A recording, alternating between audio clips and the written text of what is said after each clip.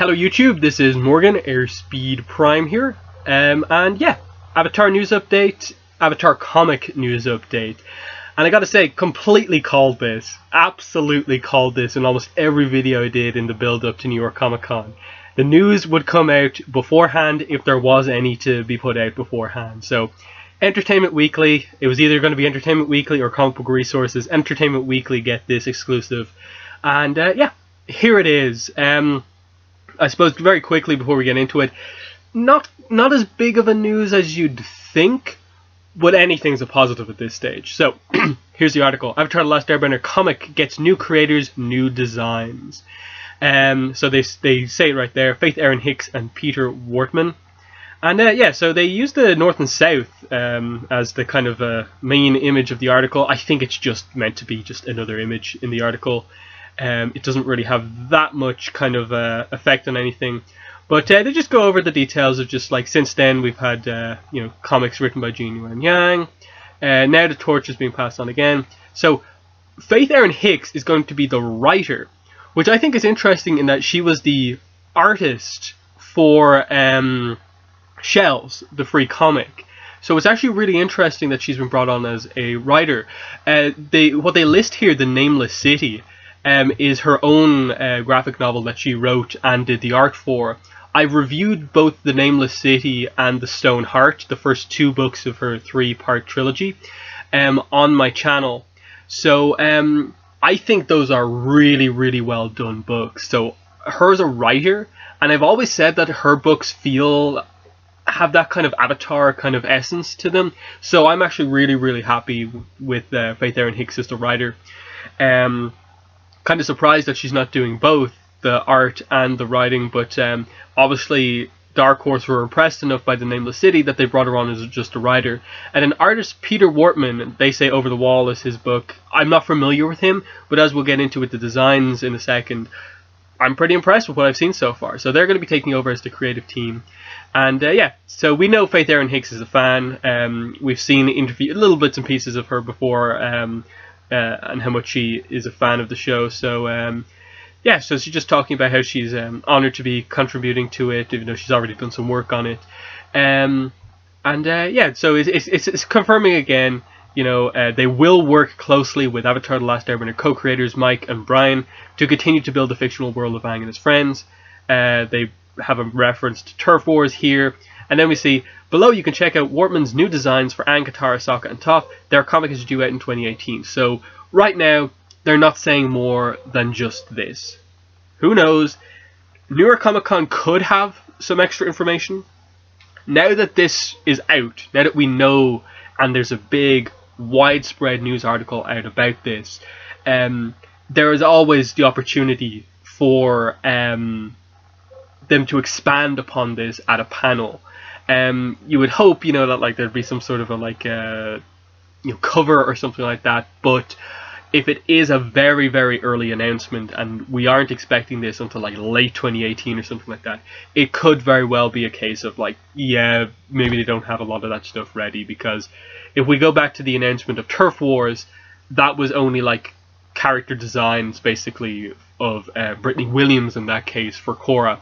But anyway, here's Aang. Here's a look at Aang, how he's going to look in the new comic with our new artist's art. So it's what is it again? Peter Wortman. So yeah, Aang looks really cool. It's obviously hard to judge just height because like he's not in his own thing compared to anyone. But I think when you see the other characters, it's clear that okay, they're going for I think slightly older than North and South, without going like crazy far in advance. Like at most you'd say 2 years, but realistically it's probably more like maybe one and a bit in terms of how much older they are. But I really like Aang's design here. It's really cool and looks very clean and well done, just how he does the faces for sure. Katara is obviously one of the more notable differences. Definitely she looks a lot more mature, and I actually really like the design. It's I suppose getting like the best of both worlds. She had a very unique hairstyle throughout the comics, and this is kind of more going back to like more elements of her kind of towards the end of the show hairstyle, but obviously, you know, with her design being older now at this point. So really nice looking designs here for Katara, and again showing that the facial work, I think, with the art is obviously a key point for Avatar comics, and I think it looks really well done here. Sokka again gets a new design, kind of once again going for the sleeveless design, and yeah, he looks a little bit older here. I think with Sokka, he's sort of the character who we're almost, I think, waiting for him to be a good bit older to really kind of have something happen for him in the story. Hopefully there is something more for him to do. I think Sokka's probably the design where you can tell that maybe, okay, they're not skipping ahead too much more. I'm gonna again assume it's roughly a year time skip that they're probably gonna do.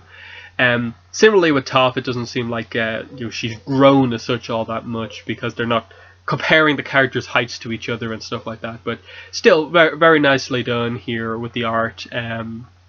I definitely like it.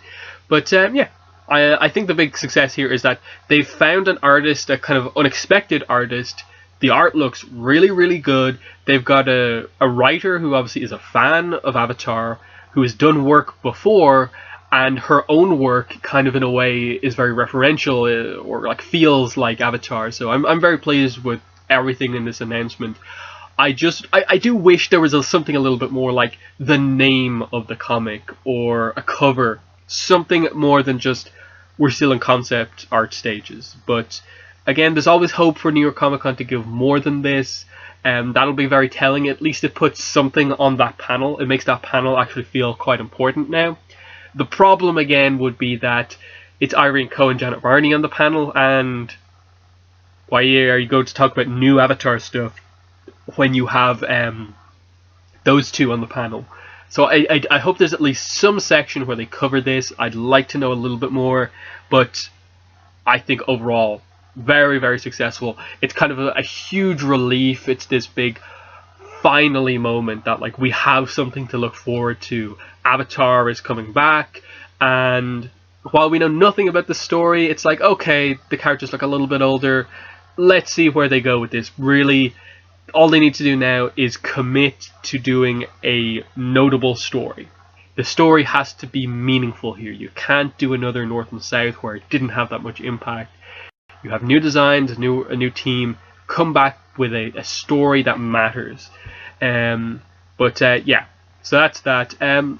Little surprised they didn't show a Zuko design, just to kind of fill out the key main characters, but it makes sense focusing more on the key Team Avatar members as such. But yeah, EW.com with the article here. In the comments, let me know what your thoughts are on this announcement. Do you think we'll get more news at New York Comic Con? And are you excited about the new creative team? Do you like the look of the new artist? But yeah, that has been the video. Thanks for watching, and bye.